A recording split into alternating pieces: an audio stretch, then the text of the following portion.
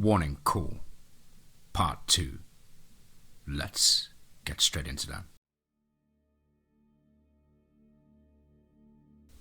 Multiple sets of glowing eyes pierced the darkness. Matt knew this was the end. Nowhere to run, no way to defend himself. The Dogman started to yip and growl in anticipation of the kill. They moved in closer and closer. The Alpha moved in a flash. Matt felt nothing. The last register in sight was the Dogman ripping his and Dale's bodies apart as they consumed their flesh. And then white nothingness. The Alpha let out a bellowing howl. The rest of the pack joined in. This was a warning call. Stay away.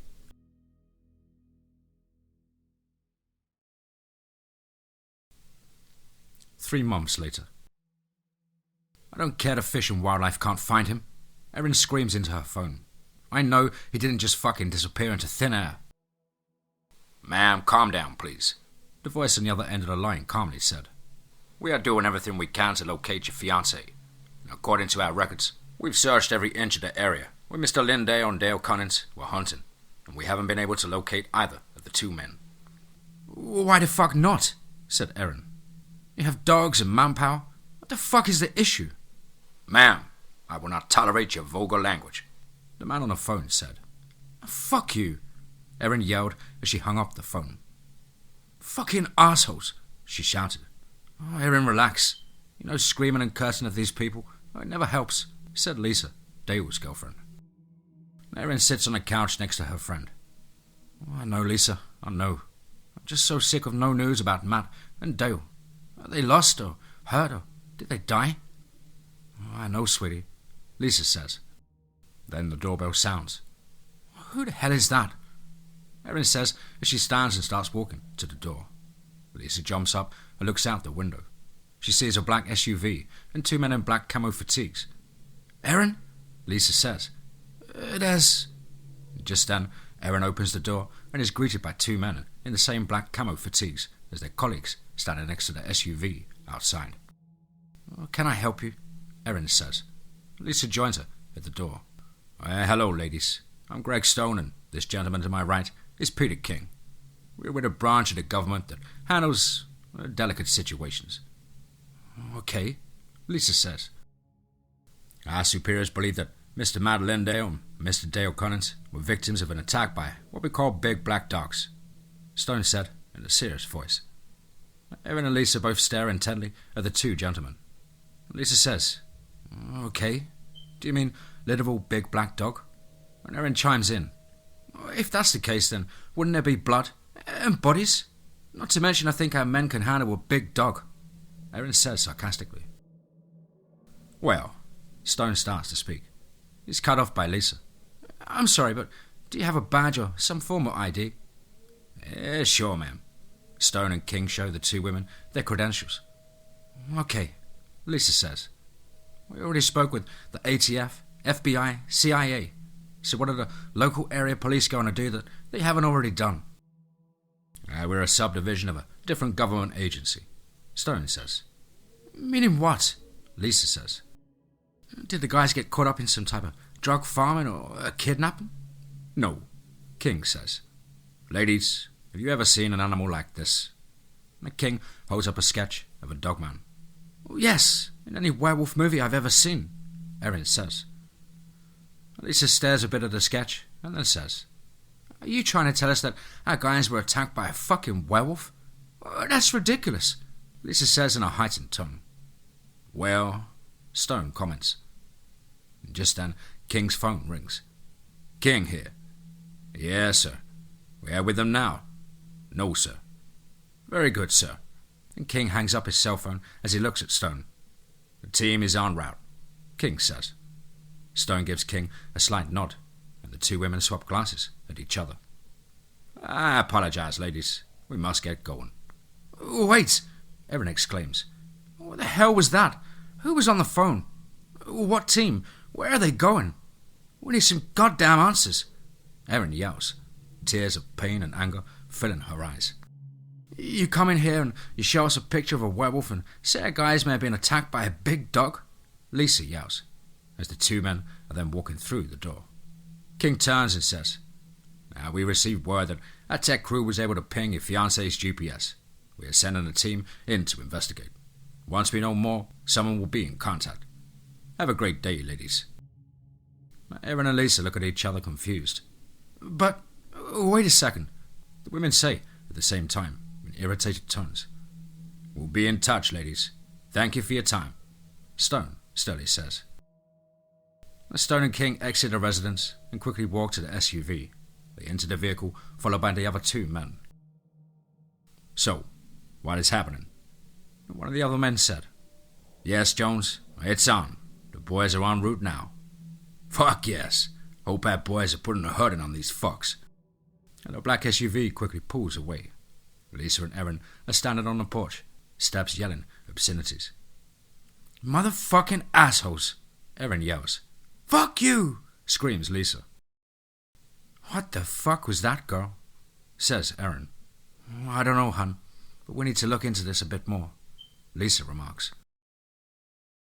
The two women start to research Big Black Dog on the internet as they discuss what just took place. The two women come across a YouTube channel that is dedicated to allegedly true werewolf stories. The two friends spend the next few hours listening and watching the videos. Lisa then finds a picture from a trail camera. It is a photo of a Dogman. Under the photo, the words read, "Big Black Dog." The two women stare in horror at the computer screen. Her ears twitch. She hears a loud rumbling sound coming. She was just rolling around in the soft grass, her chestnut fur blowing softly in the breeze. She stands to her 8-foot height as she flicks her ears and sniffs the air. She can hear something making its way to her direction.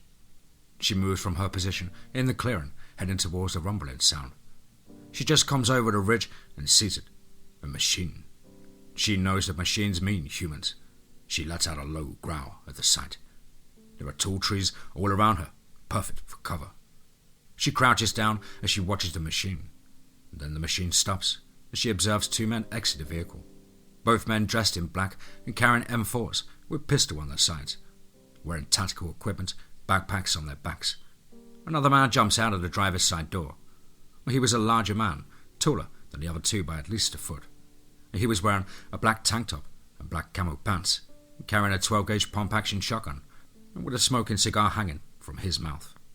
She stares at the men, her icy blue eyes narrowed as she picked up the scent of the larger man. He smelled like urine and smoke. She could hear the larger man yelling at the other two men. Wait, what is that? Movement in the trees behind the humans. She sees one of her pack circling around the side of the humans. This one was curious. He was only 6 foot tall, a slender toned body, fast and agile for a young one, just like her own pup. She watched as the black-furred young one slowly moved closer to the men, and suddenly he stopped as another machine pulls up behind the first. 4 men exit this machine, all in the same gear as the first 2 men she watched exiting the first machine. One man starts yelling. She sees him raise his weapon in the direction of the young one, and she lets out a howl, a distraction, so that the young one can escape the area. She sees all 7 of the men look in her direction.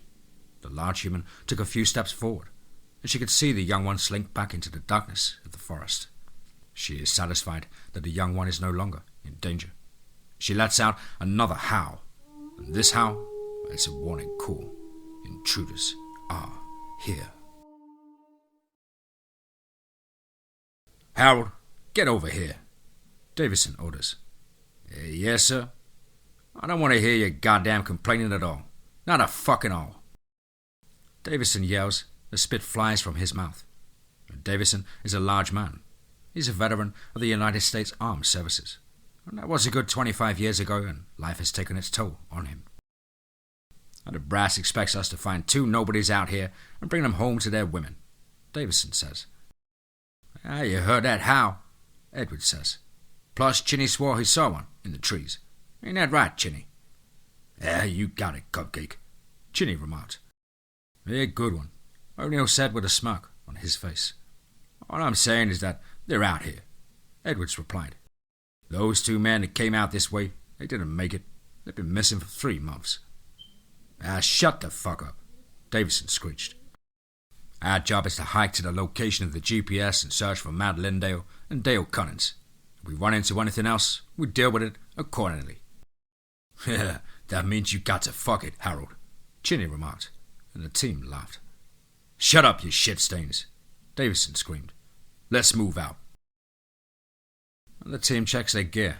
You can hear snapping of clips, magazines being checked and inserted into guns.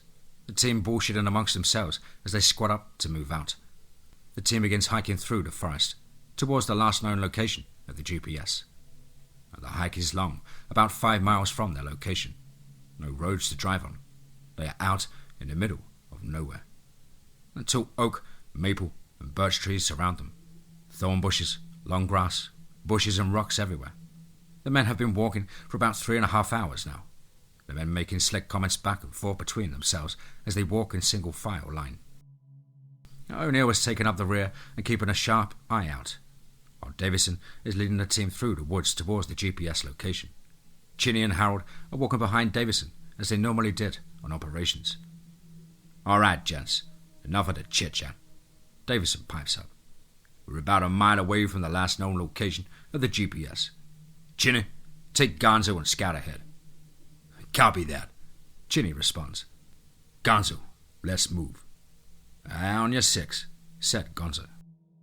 Here, take this, Davison says as he hands the locator to Gonzo. Gonzo clips the locator to his wristband, and the 2 men move ahead of the remaining 5 men. She has been following the men since the sun was high in the sky.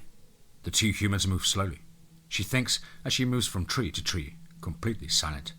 She wants to rip them apart. However, she will wait and study them as she is no longer in danger. And she is an efficient killer. Her chestnut fur is a beautiful camo inside the dense forest. She stops a bit ahead of the group of humans. Disgusting creatures, she thinks as she peers around the big maple tree. Her long, sharp claws dig into the tree trunk. 2 of the creatures move ahead of the others. She looks between the 2 men and the other 5 as they move further apart. They're separated, she thinks. Suddenly, she smells a familiar smell. She looks behind her as he comes towards her. An 8-foot charcoal black dogman, broad shoulders and chest, and with a slender midsection and big strong canine legs. It's one of her pack. He has answered her call. He steps towards her and she snuggles her muzzle against his neck. He lets out a low groan. He observes the human standing in the forest and lets out a deep, low growl. She points in the direction of the other 2 humans, and the black dogman bows his head as he lets out a humph. She takes off quickly towards the other 2 humans as he stays to observe the 5 remaining creatures. He watches her until she is out of sight. He has always protected her, ever since they were pups.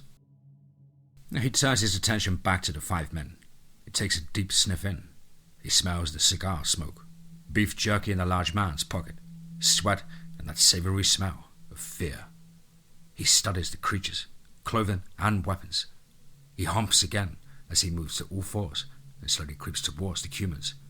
He despises them. He hears a crack, followed by another crack, and then multiple cracks. The wind carried the odor of blood. Human blood. It was another smell. No, it was one of his kind. He fights the urge to run to her aid. His lips curl back as he lets out a low growl. He salivates at the thought of consuming human flesh. Then he focuses back on the other humans. His bright amber eyes narrow. A sinister smile creeps over his face. Gonzo, how much further to the GPS location? Not far, Chinny. About 30 yards ahead. Hold up, Gonzo says. There, 20 yards out. I see a truck. Let's move in, says Chinny. Chinny and Gonzo move in towards the banged-up truck. The truck had deep scratches all over the hood, along the doors and quarter panels, and the tires are shredded. You smell that? Chinny said. Yeah, brother. Smells like someone dumped 50 gallons of piss around here, Gonzo replied. Wait, what's that? Gonzo said. Down the hill, on me, said Gonzo. Another truck. Chinny clicks his radio. Davison, come in, over. Chinny, update. Over, replied Davison. We found one truck on a small path. There's the other one down a steep hill. We're moving to assess. Gonzo had moved further down the hill. He yells back to Chinny. Chinny, get your ass down here. Davison, we found the other truck, belonging to Dale Cunnins. Investigating further. We'll update shortly. Over. Copy that, Davison replied. Chinny moved to Gonzo's position. Holy shit. What the fuck happened here? I don't know, Chin. This truck is smashed to shit. There's tracks everywhere. Not to mention the smell of rotten meat and urine, said Gonzo. Gonzo knelt down to look through the truck. Did you hear that? Chinny says as he raises his M4. Hear what? Those voices messing with you again? Said Gonzo sarcastically. Fuck you, dude. Seriously, something is out there. Gonzo backs out of the truck as the two men scan their surroundings. Everything is silent. An eerie feeling comes over the two men. Holy shit! Contact! Contact! Gonzo says as he raises his M4. He gets off a shot as he is tackled by a black mass. Razor-sharp claws digging into his sides. And Gonzo screams in agony. Chinny unloads as he sees Gonzo hit the ground with a 6-foot dogman with bright red eyes sinking his fangs into Gonzo's neck. The beast shook his head back and forth finally, ripping flesh away from Gonzo's upper torso. His neck is mangled. Blood and tissue and bone fly from the young one's maw as he snarls and fixes his gaze on the other human. Gonzo! Chinny screams as he squeezes the trigger on his M4, letting bullets fly towards the beast. The dogman yelps as he is hit with the fiery lead. He jumps quickly over the damaged vehicle and dashes through the trees up the hill, breathing heavily. Bullets in hot pursuit. Chinny quickly runs to his friend's side. Gonzo! Gonzo! Davison's voice comes over the walkie. Chinny, Gonzo, what the fuck is going on? That fucking thing, it attacked us. It fucking ripped Gonzo's throat out. It fucking killed my friend. Chinny screams frantically into the radio. We're heading your way, son. Stay put, Davison ordered. And Chinny didn't respond, his eyes filled with tears. Suddenly, he hears a loud guttural growl coming from behind him. A small gurgle escapes his lips. He looks down to see a huge, blood-stained clawed hand sticking from his stomach. He coughs up blood as it pours from his mouth.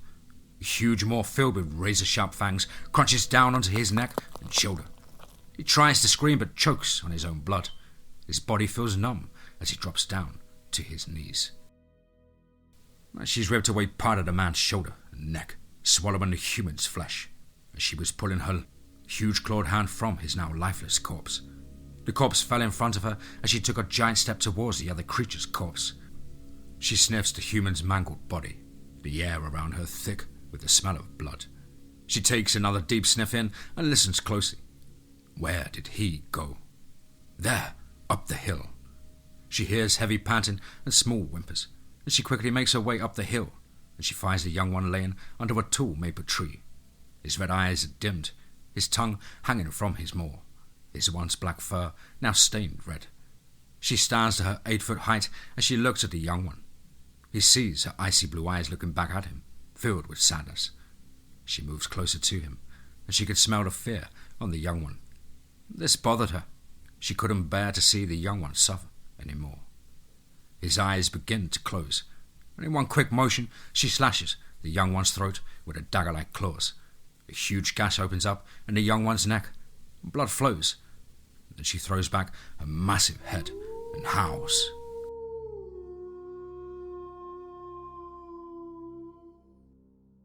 His ears twitch at the sound of the howl. His amber eyes widen as he listens to the drawn-out howl. He knows this call. It is one of sadness. He joins in with her as he feels her pain. He brings his head down as he feels the rage building inside of him. His loved one is hurt. Her friend is gone. He looks at the men moving through the forest in her direction and lets out an ear-shattering roar.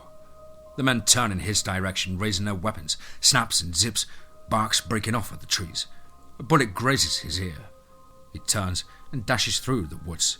his claws sinking into the ground as he turns on a dime and blows past a giant boulder. He is heading towards his pack. These intruders must pay. Holy shit, boys. Those howls are terrifying, Harold says. No, says O'Neill. The howls are sad, dipshit. Ginny and Gonzo must have got one of them, said Edwards in an excited tone. One of them is real close, said Reed, as he scanned the trees in the direction of the howl. A core-shaking roar erupted. The four men raised their weapons and let loose a barrage of bullets in the direction. And Davison's yelling, "Cease fire! Cease fire, you fucking morons! You're shooting at nothing, you dumbasses! Stop fucking firing!" And the men stop. Jesus H. Christ! What the fuck? Davison scolds. You hear a roar and you piss yourselves. And Harold, shaking rapidly, says, Did you not hear that? It sounded like it came from 20 feet out. Fucking terrifying. Whatever. It took off when we started shooting, said O'Neill. Edwards, Reed, go see if you can track that thing, Davison ordered. O'Neill, Harold, arm me. We're heading towards Chinny and Gonzo's last position. When the men head their separate ways, Edwards and Reed pick up the trail of the Dogman. Huge tracks lead northwest. They follow cautiously, but with urgency, in their steps. And Davison, Harold, and O'Neill come up on the first of the damaged vehicles. O'Neill takes point and searches the truck. He finds a picture of a beautiful woman with green eyes, long reddish-coloured hair, and a bright smile. Wow, look at this hottie, O'Neill says, and Harold takes the photo. This is Erin Lance. She's Matt Lindau's fiancée. Wow, she is beautiful. Gentlemen, look down there, about 20 feet out. Oh shit, there go our boys, Davison says.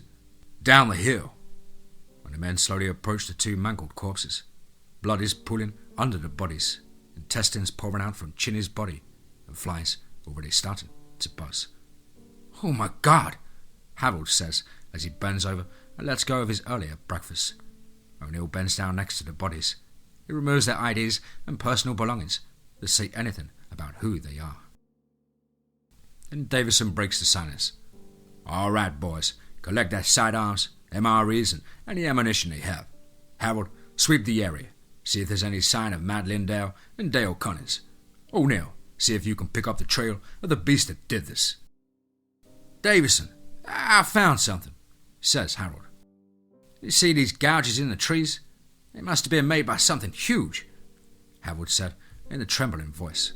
And Davison inspects the gouges in the tree. They're deep, 4 of them. Davison's eyes widen in terror.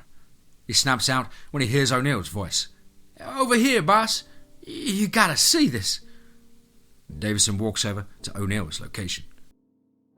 In a shaken voice, Davison says, O'Neill, what do you got? O'Neill's eyes filled with terror and fear. He lifts his hand, and Davison looks at O'Neill. Is that a... O'Neill cuts him off. It is, brother. It's a piece of human skull. My bet is that it belongs to one of those men that we're out here for. Ah, fuck, Davison says. We need to get these fucking things. Harold, report. What else have you found? Harold? Harold, where are you? O'Neill stands up and looks around. Ah, Harold, you fucking shit stain. Where the fuck are you? When she hears a gasp, she snaps her head in the direction of the sound. A human. How did it sneak up upon her? She wasn't paying attention. She smells fear pouring from the human. The human is pointing his weapon in her direction. Her icy blue eyes narrow. She digs her long sharp claws into the forest floor as she stares the human down. Her lips curl back as she lets out a low growl. As she lowers her head, the human is shaking violently. Her ears twitch as the creature's finger begins to move. She bursts forward with incredible speed, and Harold's eyes widen. He touches the trigger on the M4. When Harold drops his weapon, he sees his intestines spilling from his stomach. The chestnut Dogman is standing in front of him. He drops to his knees, and Harold hears a deep guttural growl from his left side. He looks in a direction. A huge, 11-foot grey and red Dogman snarling in his face. 7-inch teeth, breath with a smell of rotten meat. And Harold looks up further past the muzzle of this massive creature, glowing amber eyes piercing his soul. Harold's eyes fill with tears. The Alpha grabs Harold by his head. Ah! Harold screams in agony as he feels the Alpha's monstrous grip tightening. The Alpha opens his giant maw. Slowly, he sinks his fangs into Harold's skull. He can't take it anymore, and Harold's skull cracks under the pressure of the Alpha's jaws. Blood, brain, and skull fragments flow down the giant beast. He crunches down, and Harold's skull shatters into pieces. Harold's headless body falls to the ground. She looks at her Alpha as he stands to his full, massive 11-foot height. She bows her head, showing her appreciation for his aid, and he lets out a growl. The two 10-foot barrel-chested dogmen step out of the trees. The first is black like the midnight sky. The other has reddish fur with patches of white.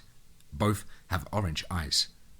The midnight black dogman grabs Harold's headless corpse and carries it back into the trees, and the other picks up the young one's body. Then he heads in the direction of the other.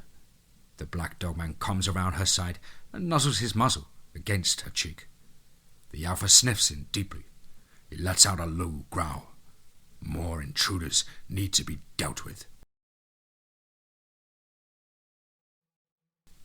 Where the fuck is this shit stain? Davison snaps. It can't be far, said O'Neill. Edwards, Reed, come in. Over. Yes, sir. Over, answered Reed. Watch it, 20. Davison barked. We're on top of a small ridge looking over the river to the north. Over, replied Edwards. We need to regroup immediately, Davison said. Sir, we're on this fucker. Odds are he's seeking shelter. About 75 yards past the waterfall there. Looks to be an alcove, and we're going to go check it out. No, Davison screamed. We have two KIA, Chinny and Gonzo. Howard is currently missing. We need to regroup now. That's a fucking order. Shit, sir, Edwards exclaimed. Sir, that's some fuckery, answered Reed. We need to get this motherfucker. We're so close. Reed chirped back. Davison paused before answering. Sir, said O'Neill. Reed and Edwards are right. That alcove may lead to a cave which may be their fucking den. If we can flush him out of there, we will be able to ambush them. Then we can get home and receive the rest of our payday. Davison looked at O'Neill. He smiled at the thought of that paycheck. Fine, Davison grumbled. Reed, Edwards, hold your positions. O'Neill and I are moving to your position. Over. Copy that, sir. Over and out. Do we look for Harold, sir? O'Neill questions. No, he wandered off. Probably couldn't deal with these abominations. But, sir... And Davison steps in front of O'Neill.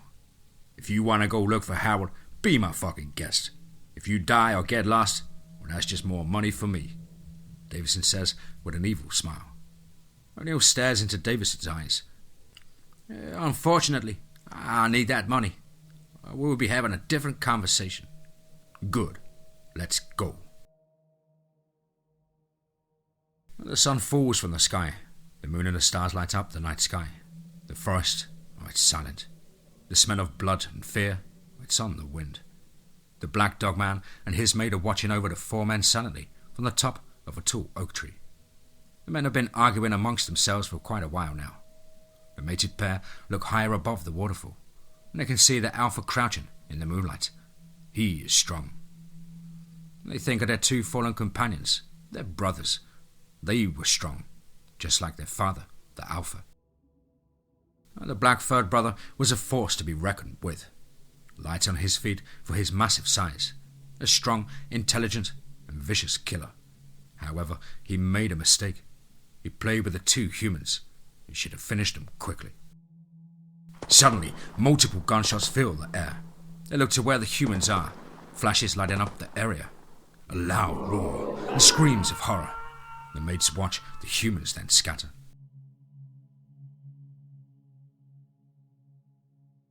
Why in the fuck would we risk going inside that cave? Close quarters. Those things will rip us apart in no time, O'Neill exclaimed. Well, there may be more in the forest around us. What happens if we go in and then another comes in from behind? Then we'll be trapped. No way. I'm with O'Neill, said Reed. Ah, you're a bunch of bitch asses, said Davison. And Edwards chimed in. Sir, O'Neill and Reed are right. There's no way we should be going into that fucking cave. No fucking way. Ah, god damn it. You no good cowards. This is the biggest payday of our fucking lives. We will be set, Davison argues. O'Neill and Reed look past Davison. A silhouette. A big silhouette. They slowly start to raise their weapons. What in the fuck do you two motherfuckers think you're doing? Davison yells as he draws his sidearm. You two maggots. Edwards takes 5 steps back towards O'Neill and Reed. Davison, look! Edwards says, pointing at the huge shadow behind them. And Davison slowly turns. A growl comes from the darkness, those burning orange eyes peering at the men. Davison fires at the monster. The midnight black dogman roars. He bursts forward and grabs Davison by his chest, smashing him into a tree. The 3 men look on in horror. In a flash, the dogman turns, with Davison in his giant clawed hand. Bullets fly past the beast. They seem to just absorb into his flesh. The monstrosity grabs Davison by his head, ripping Davison in 2. Blood, guts and bones hit the ground in a wet splat. The men turn and run for their lives. The midnight dogman lets out another roar in victory. As she watches the 2 of the creatures run underneath her and her mate's perch, she looks at her mate, and he leaps from the tree towards the 2 men, and she quickly follows. The thrill of the hunt. They move down the tree limbs to the forest floor before hitting the ground, and they push off at the massive trunk, flying through the trees and leaping off boulders, crashing through small trees. The humans are in sight. The fear coming from them, it's intoxicating. Her icy blue eyes narrow, and she reaches for one of the humans' backs. What? How did she miss? She feels wet. It's hard for her to breathe. Crack, crack, crack! Reed lets off a burst at the 556. The bullets exit through those icy blue eyes. She drops to the forest floor. He roars in anger. Reed turns and drops to a knee, squeezing the trigger down. He dashes behind trees, pieces of wood, leaves and dust are flying through the moonlight. He turns on a dime, using his claws to pivot, and he darts towards the human. Reed! Edward yells. Edwards empties his mag at the beast. Blood sprays against the trees. He turns and glares at the 2 humans. His fur stained red, with blood running down his muzzle. The 2 men raise their weapons and unload on the monster. The gunfire is deafening. Then the 2 men exhale, and Reed says, Oh, damn, bro, that was intense. The small trees uprooted as the midnight dogman came plowing through them. The 2 men quickly raise their weapons again and fire. Again, gunshots fill the air. With his enormous maw, he bites down on one human, tearing his leg away. Edward screams in pain. No! Reed yells. The huge dogman comes down on Edwards with his claws, slashing the flesh from his face, bone and tissue protruding. The dogman sprints at Reed. He leaps through the air, opening his massive maw full of dagger-like fangs. Reed rolls to the side, turns and fires. Fiery lead sinks into the beast's side. It howls in pain.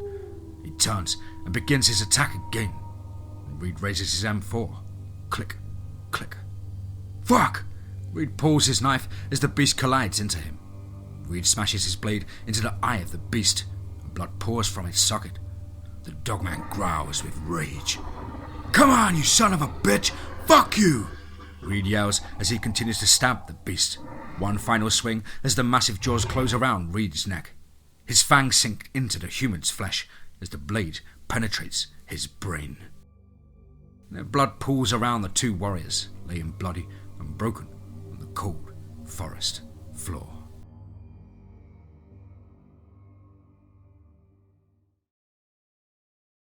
Oh fuck! O'Neill says as he continues running blind through the woods. The gunshots, they'd stopped. The loud roars had stopped too. Reed thought. Someone or something had lost. Suddenly, O'Neill's foot gets hooked on a root sticking from the ground, and he tumbles down the hill. Splash! He lands belly down in the stream. O'Neill sits up and looks around. Well, ain't this a fucked up situation? Where's my gun? He fumbles around looking for his M4. Fuck! O'Neill says. He pulls his .40 cal from his holster and checks the mag. Okay, at least I have you, O'Neill says to his pistol. He looks up at the moon shining brightly in the sky. Wow, if I wasn't in the shithole, this will be awesome. O'Neill searches his pockets and he finds it, his sat phone, and he begins to dial. Holy shit! O'Neill spins around scanning his surroundings. Another howl comes from straight ahead of him. He clicks on the flashlight attachment on his .40 cal and shines it in the direction of the howl. He begins to walk.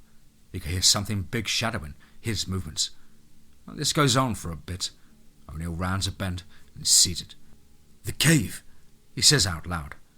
He cautiously approaches the entrance. Oh my God, what the fuck? It smells like Davison shat in a bucket, ate it, and then threw it back up. Oh no! Harold! O'Neill's light hits his companion's headless body. Vomit spews from his mouth as he hunches over. No! Motherfuckers!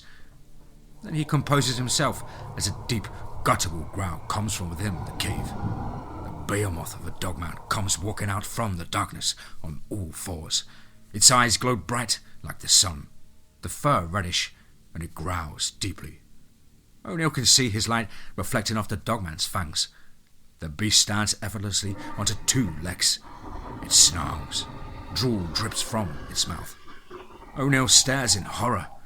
The beast has a scar from its right ear to its lower jaw, no doubt from a fight with one of its kind. The dogman stands square with O'Neill, its back slightly arched, claws spread open, teeth bared. O'Neill quickly looks around. He sees another small alcove in the rocks. I have to get there. That thing is way too big to fit, O'Neill says to himself. He runs as the monster charges him. The dogman swipes at him, claws extended. O'Neill dives over the beast's massive arm and rolls as he hits the ground. He gains his feet and sprints to the alcove. He can feel the ground shake beneath his feet as the beast is almost upon him, rotten breath upon his neck. O'Neill dives into the alcove, and the dogman smashes into the rock face. Small stones and dust fall onto O'Neill. The beast growls in frustration, and it continues to swipe, trying to tear O'Neill from his hiding space. Then his eyes narrow at the human. He roars in anger as he smashes his fist into the rocks. He looks around. There. He leaps to the top of the rock. He then jumps to another. Oh shit, he can get in through the top, O'Neill says as he looks up and sees the moonlight. He thinks quickly. He reaches down to his belt and unhooks a grenade. He pulls the pin as the beast drops down into the space. O'Neill dives from the alcove as he throws the grenade. The dogman lands hard on a rocky ground. O'Neill runs as fast as his legs will carry him. Boom! The grenade explodes. Rock and blood fly through the air. O'Neill hits the deck as rocks fly past him. Then the dust settles and O'Neill stands. That's how you fucking do it. Fuck yeah! Woo! His words echo. Ha ha ha ha! O'Neill laughs. Phew! That was fucking crazy. He kneels down by the stream. Crisp water pours into his cupped hands, and he splashes the water onto his face. O'Neill stands and begins to walk into the direction of his vehicle. Holy shit, man. That was quite the adventure. I need to get home. Let the boys know the threat has been neutralized. Then shower and go fuck my girl. O'Neill laughs and sings to himself as he walks back to the vehicles.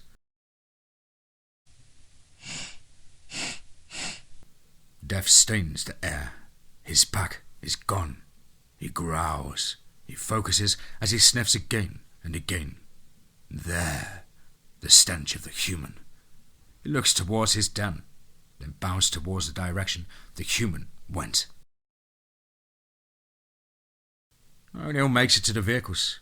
He gets in the driver's side door. Keys. Ah, got him. He grabs the keys and inserts them into the ignition and turns the key. O'Neill backs up and turns around, heading in the direction away from this terrible place. 989-500-0000. Extension 1000. Stone, it's O'Neill. The team is gone. I'm the only survivor. What the fuck, O'Neill? Stone says. The whole team is wiped out? Yes, so would the Dogman. O'Neill says with excitement. Well, that's good news. Any sign of Matt Lindau and Dale Cunners? Negative, O'Neill replied. Oh, well, that's unfortunate. I'll inform the partners. His strong muscles ripple as he moves through the forest, smashing through anything in his path. This human was not getting away. He sees the dust cloud from behind the vehicle, gaining ground. Oh, fuck! What? Stone says. I got one chasing me. It's catching up. O'Neill, you must kill that Dogman. Stone? This thing is fucking massive, O'Neill said. I don't fucking care. You complete the contract or the deal is off. Stone yells into the phone. Oh, fuck! O'Neill yells as he throws the phone into the passenger seat. He is in range of the attack. He leaps through the air, his massive frame landing onto the roof of the vehicle. He slams his claws into the metal to secure a grip. O'Neill slams on the brakes and the Alpha tumbles from the vehicle, hitting the ground. He rolls to his feet. He composes himself as he shakes his head back and forth. O'Neill slams on the gas, barreling towards the beast. His amber eyes narrow as the human speeds towards him. He sidesteps and grabs the frame of the driver's side door. And in one motion, he rips the driver's side door from its hinges. He roars as glass flies through the inside of the vehicle. A piece slices through O'Neill's cheek. O'Neill reaches for his .40 cal as the Dogman's hands grab his midsection. O'Neill screams as claws pierce his flesh. The Alpha pulls the human from the vehicle as he leaps through the air. The truck smashes into a huge tree and bursts into flames. The Alpha smashes the human into the ground hard. O'Neill's breath leaves his lungs and blood pours from holes in his sides. The Alpha bites down on O'Neill's face, and O'Neill quickly grabs a log and shoves it between the beast's jaws. The Alpha clamps down on the log with immense force, and it bursts to dust. O'Neill pulls his knife and shoves the blade deep into the Alpha's chest. The Alpha backs up and roars. Grasping the blade, he pulls the knife from his flesh and stares at the human. O'Neill gains his feet as he stares back into the Alpha's amber eyes. O'Neill quickly grabs a flare from his vest and pulls the top. A bright red light fills the area. O'Neill throws the flare and turns to run. He doesn't get far as the Alpha grabs his back of his camel pack. Whoa! O'Neill screams as he spun through the air. O'Neill unclips his camel pack and hits the ground hard, rolling several feet. Oh, fuck! O'Neill says as he tries to gain his feet once more. O'Neill looks up, expecting the beast to be right on top of him. However, the Alpha is nowhere to be seen. O'Neill stands up and pulls his .40 cal once again. He scans the bright red surroundings. Nothing. What the fuck? O'Neill clicks the light on his flashlight. He shines it on the ground, looking for any signs of the massive beast. And O'Neill yells out, "Come out, you son of a bitch! Come out! You motherfucker! What the fuck?" says O'Neill. The Alpha, crouching in the brush, his lips curling back, fangs bared. He stares at the human. His chest is throbbing from the blade that pierced under his rib, missing his heart by just mere inches, the blood oozing from the wound. He needs to finish this, and quickly. Crack, crack, crack! Bullets fly at the Alpha. One zips past his head, another hits his shoulder as the other grazes the top of his head. The Alpha lets out a guttural growl. He bursts forward for the human. O'Neill drops to a knee and raises his weapon, taking aim at the beast. He takes a breath and squeezes the trigger. The Alpha smashes into the ground hard as blood sprays from his neck. His grey fur stained a crimson red. The Alpha glares at the human. A low growl escapes his maw. O'Neill stands over the monstrous Dogman. He aims his .40 cal at the Dogman's forehead. And just then, a howl from the darkness. O'Neill looks up. The Alpha bites down hard on O'Neill's leg. O'Neill screams out in pain and squeezes the trigger multiple times. Blood, skull fragments and brain pour from the gaping hole in the Alpha's head. O'Neill is now laying upon his back. He sits up and stares at the massive corpse of the Alpha Dogman. He then assesses his leg, blood pouring from the bite marks. O'Neill takes his shirt off and ties it tight around his leg. He then removes some 350 paracord from his belt and uses it to secure the shirt around his leg. He screams as he tightens the cord. O'Neill takes a deep breath and gets to his feet. He looks at the blood-driven chaos around him, turns and begins his slow journey through the silence of the forest to the other SUV.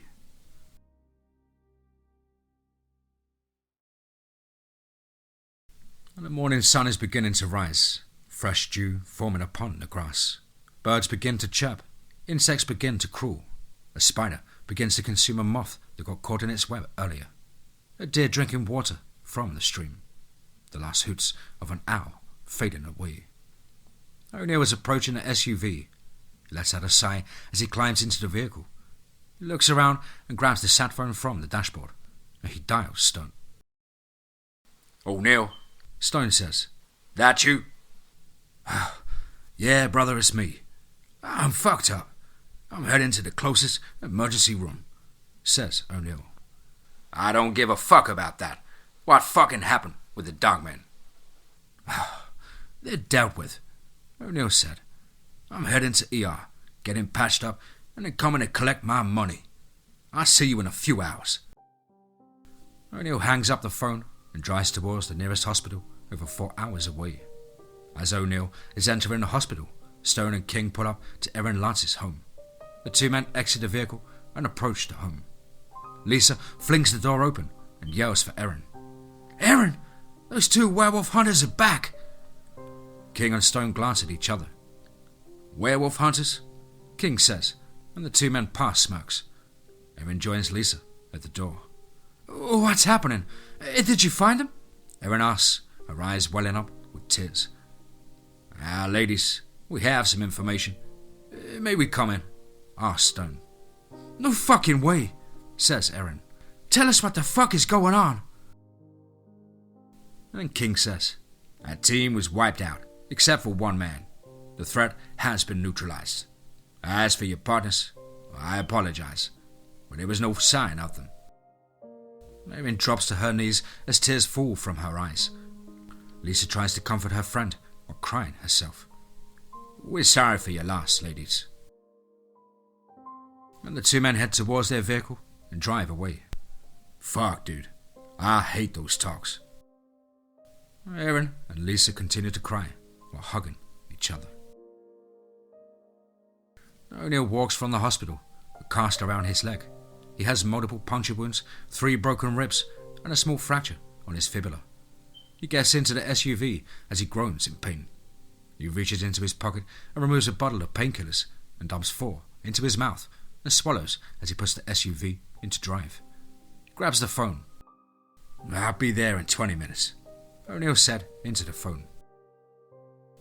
20 minutes later, O'Neill pulls in front of a small office building. He exits the vehicle, heads towards the building, and the security guard at the door opens the door for O'Neill as he walks by. O'Neill enters the elevator and presses number 5.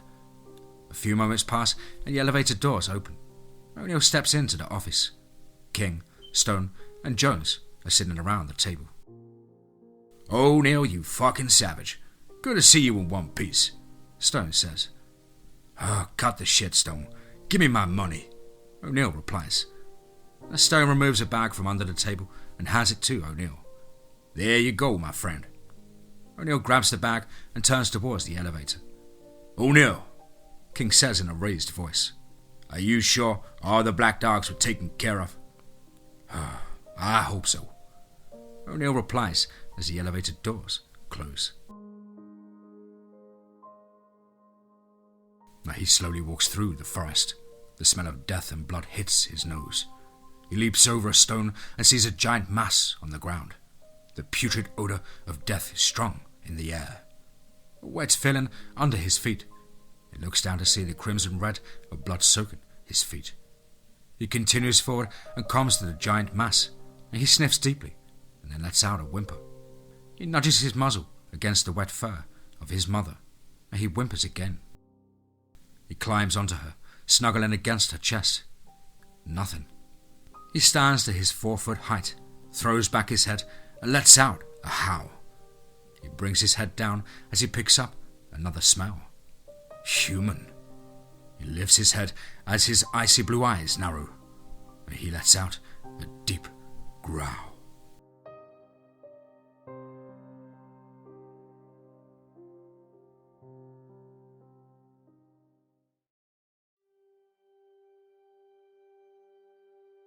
Wow. Wow, wow, wow, wow, wow. Certainly another one. Wow. Absolutely chest-pounding, blood-curdling horror there from the incredible mind of SilentUrge6. A mighty thank you to you, Silent, for penning this so quickly and having patience with me trying to get this out and onto the channel. I really hope you enjoyed this narration as much as I did in reading your work, and I hope that life is treating you well and can't wait for the next update or any further work from yourself. Well, guys and girls as ever, you know the drill. Please do let us know what you thought down below in the comments box. Please do like and share. It really does help us build the channel and our community further. And why not hashtag TeamFEAR and DMT's Cryptid Crew. Now if you think you can pen a story packing that much punch with that much bite, then please do get in touch with me at the contact email, which is as on screen. contactthedeadone@gmail.com. I really look forward to hearing from you.